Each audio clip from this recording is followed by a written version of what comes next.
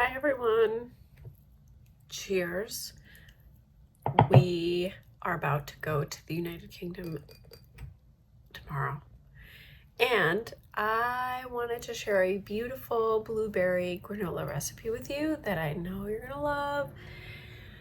I've been trying to make homemade granola more often than buying it. It's really tough because homemade granola is more work than just buying a big bag of granola at the store. But store-bought granolas are always filled with seed oils, which if you're on the go, a granola is really not that bad. But if you can control it, we are trying to perfect that recipe in-house. And so this is one of my goes at a blueberry and cherry granola that you can make simply in your own house using olive oil rather than cheap canola oil or vegetable oil. You can also use avocado oil to crisp it up. So I really hope you enjoy this one, and let's get to the recipe.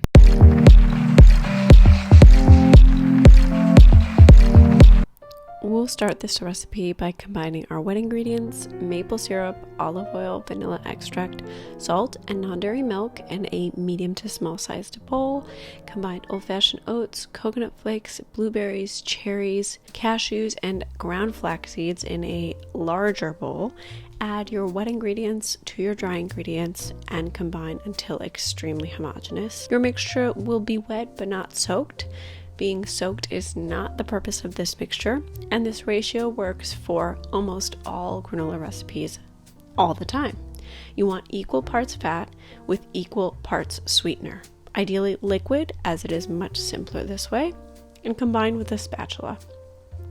Because this recipe is not equal parts fat to equal parts sweetener, I added some soy milk or non-dairy milk of preference.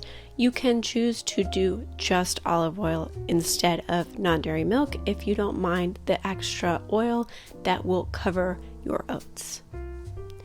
On a medium-sized baking tray with parchment paper or a reusable baking mat, spread your granola mixture completely onto the mat and spread until really nice and thin and completely covering the baking mat. This is helpful to ensure an even bake on your granola.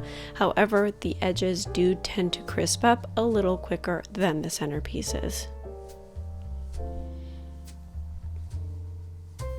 I like to make sure that every single piece of my granola is on this baking mat. You've worked hard for your granola and it'll last you a really long time.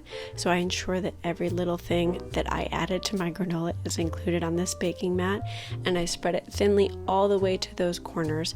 You want the granola to also be about the same amount of width throughout.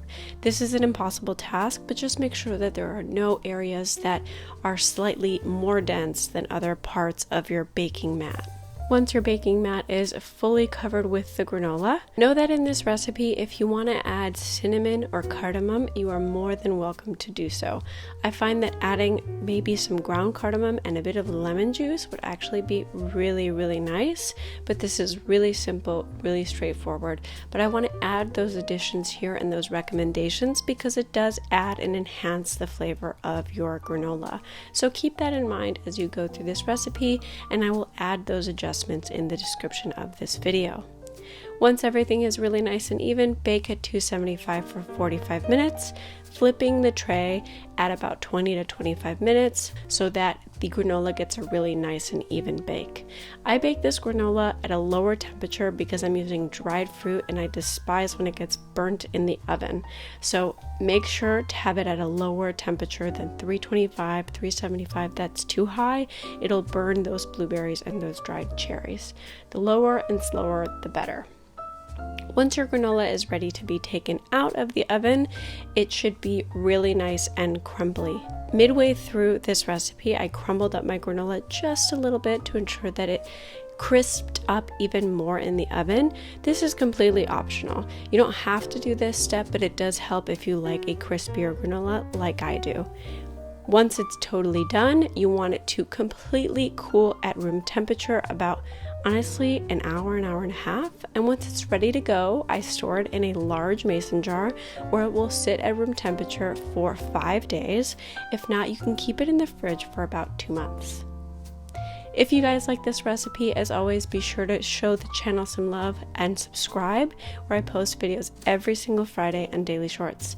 I hope you have a wonderful day and happy healthy.